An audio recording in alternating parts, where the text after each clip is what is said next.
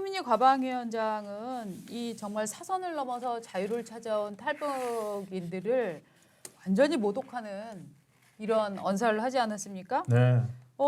이를테면은 이제 이런 거죠. 이 인민재판 논란이 사실은 있었어요. 그렇죠? 왜냐하면은 최민희 위원장이 이렇게 손으로 저 이진숙 그 후보자 이렇게 부른 거 기억나시죠? 이렇게 불러서. 여기서 저랑 싸우시는 거 아니에요. 네. 그러면 안 돼요. 그렇죠. 이렇게 얘기를 하면서 이제 그게 카메라에 비치는 식으로 해가지고 사실은 정부를 대표해서 장관 청문회에 나온 사람을 예. 자기한테 인사 안 했다고 보면은 애매하게 이렇게 네. 원래 선서를 하고 네. 그 장관 청문회 때 되면은 그 네. 상임위에 출범을 해서 선서를 하고 선서한 그 문서를 접어서 갖고 가서 제출을 합니다. 네. 그 이진숙 당시 후보가 네. 이렇게 제출을 했는데 제출을 하고 돌았었어요. 네. 최민희도 인사 안 했고 이진숙도 인사 안 했어요. 네. 서로. 그래서 들어가서 자리에 앉는데 자 후보님 이러면 이렇게 손으로 손짓으로 네. 부릅니다. 네. 그걸 듣고 이준석 후보 가죠. 네. 가서 꼿꼿하게 가죠. 거기서 인사하시라고 하면서 네. 저랑 싸우시면 안 돼요. 사람을 손으로 불렀어요. 네, 이렇게 불렀죠. 이렇게. 근데 하여튼 그 정말 손 저렇게 잘못 저런 손짓하면 진짜 어떤 독한 사람 막 물어요. 그렇죠. 그런데 이 문제를 국민의힘 박충건 의원이 이거는 정말 문제가 있다라고 질의를 했습니다. 그러니까 최민희 씨가 뭐라고 얘기를 했는지 여러분 다 아시잖아요. 전체주의 국가에서 생활하시다 보니 민주주의 원칙이 안 보이냐 이런 얘기를 했는데 또 그 북한에서 살다 와서 대한민국 모르지. 사실 이 얘기 한 거잖아요. 근데 예? 그거 예. 저 인신에 찍어서 그 사람의 특징을 찍어가지고 네. 어떤 판단의 근거로 제시했잖아요. 네. 너가 그거는 모욕이에요. 모욕이고 차별이에요. 예, 정확하게 차별입니다. 이게 예. 차별적 행위에 해당을 하거든요.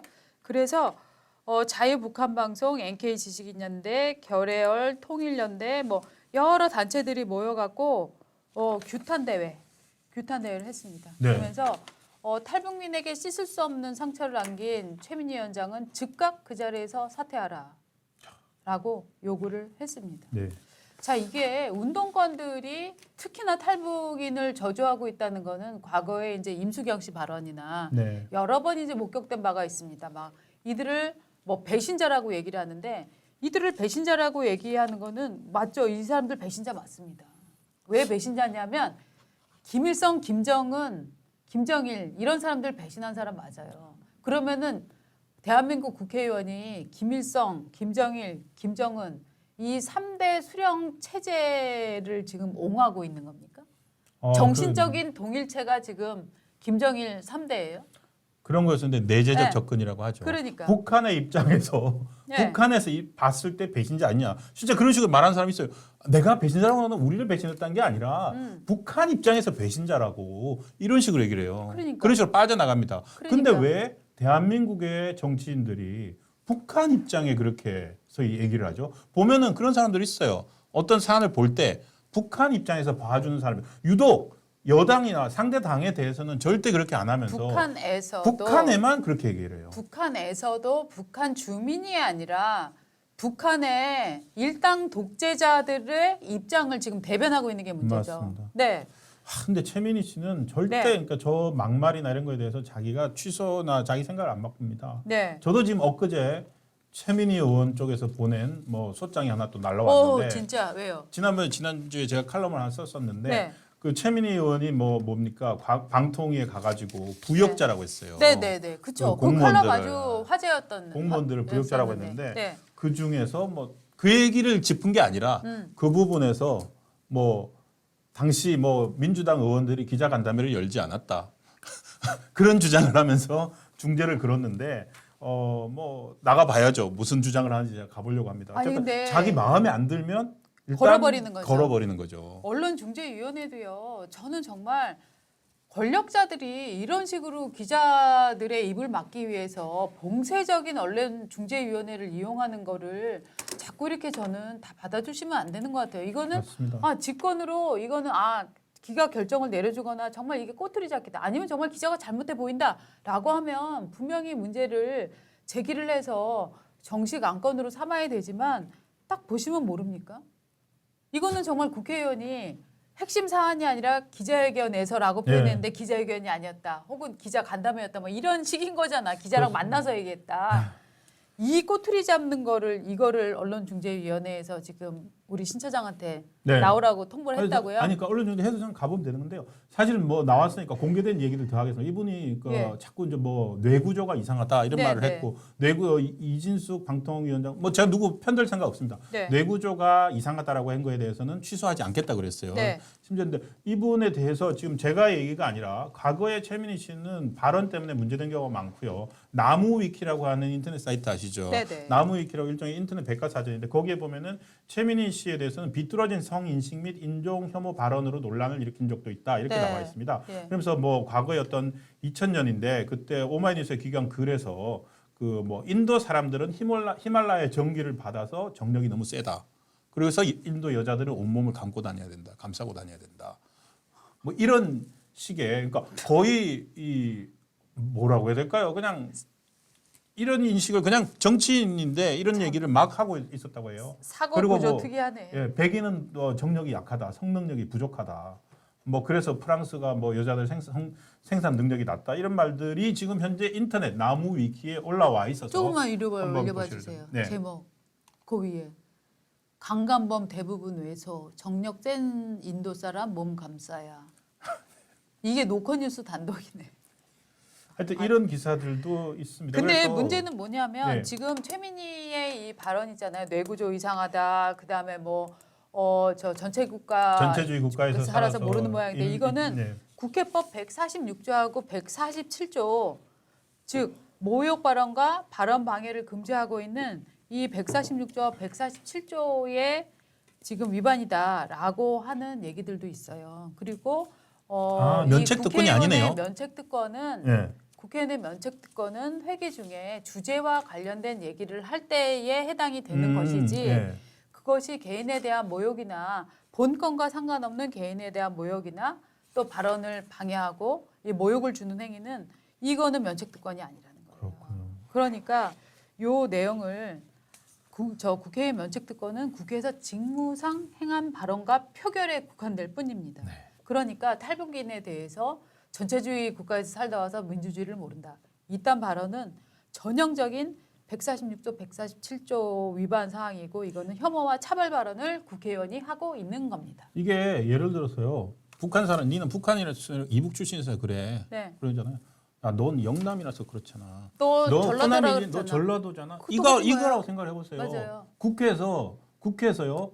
당신 전라도 출신이라서 잘 모르는 것 같은데 이렇게 말하는 거하고 똑같은 말을 한 겁니다. 맞아요.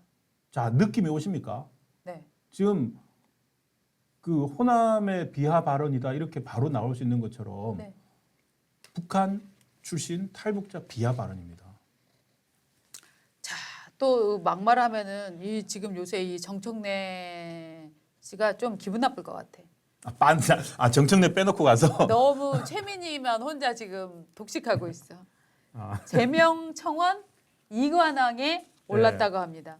그 정청래를 제명하라 이런 국회 청원이 올라온 거 여러분들 아시잖아요. 그래서 5만 명 넘었다, 6만 명 넘었다 다 알고 계시는 가운데 또 하나의 청원이 올라왔다는 또 거예요. 왔어요. 그래갖고 그것도 5만 명이 넘었다고 합니다. 그러니까 축하드립니다. 청원 이관왕에 올랐습니다. 이거 보세요. 정청래 위원장. 그렇게 국회 청원 좋아하시더니 본인에 대한 청원이 계속 나오잖아요. 근데 저 이거 빨리 어떻게 좀 해야 될 것 같아요. 지금 이게 지금 동의 진행 중에 제일 큰 거 문재인 전 대통령 수사 촉구에 관한 청원 지금 바로 들어봤습니다. 그리고 축구협회 협회장 사퇴에 관한 청원, 금투세 즉각 폐기에 관한 청원. 이거요 정치 이슈들만 올라오고 있는데 원래 이거 입법 시스템이잖아요. 그래서 힘없는 사람들이 국회의원들한테 입법 좀 이런 법 좀 만들어 달라고 청원하는 수단을 야당이 거의 오염시켜 버렸어요. 이게 이런 청원 시스템을 악용하는 거는 이번뿐만 아니라 그걸 가장 먼저 시작하는 거는 문재인 정부의 청와대였습니다. 문재인 신문고를 만들어서 거기에 끊임없이 자기 진영 사람들이 일종의 그거를 정말 놀이터로 쓰게 만들고 또 분노를 표출하게 만들고 사람을 고발하게 만들고 그런 이제 장으로 활용을 했었는데요. 그러다가 이제 윤석열 대통령이 취임하면서 그 부분이 없어지고 나니까 그 세력들이 국회 청원 시스템으로 몰려가서 지금 이 난장판을 지키고 네. 있는 거거든요. 그러니까 대한민국에 있어서 대의 민주주의, 즉 우리가 대표자를 뽑아서 국회에 보내서 정치를 하게 하는 이런 시스템을 완전히 망가뜨리고 있는 사람들이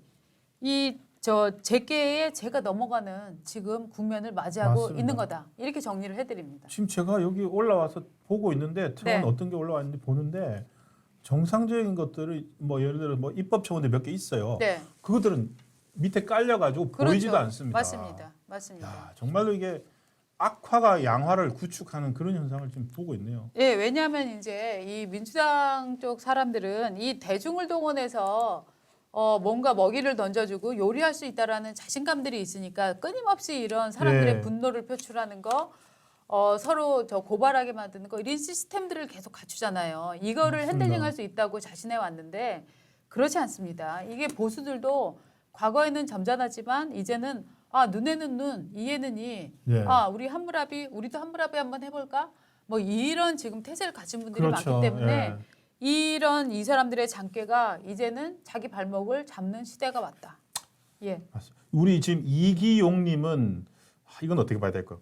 간첩법 청원 갑시다 이렇게 났는데 네, 네. 이거는 입법 청원의 취지에 부합하는 거겠죠? 맞습니다. 이거는 당연히 이거는 이런 게 뭐, 입법 그게 취지에 부합을 하는 겁니다. 근데 이제 이게 또 정치 이슈가 돼 여야 이슈가 되니까 근데 이거는 네. 이럴 때는 뭐 써도 될 것 같습니다. 아니요, 저희 좀 이게 이따 써도 얘기하긴 되는 할 게 아니라 텐데. 저는 정말로 요거 이런 하라고. 것이야말로 예. 국회 입법 청원의 국회 청원의 본질이 바로 간첩법 같은 거를 제대로 만들어라라고 하는 게 저는 이 사이트가 운영되는 이유가 바로 저는 그거라고 생각합니다. 그럼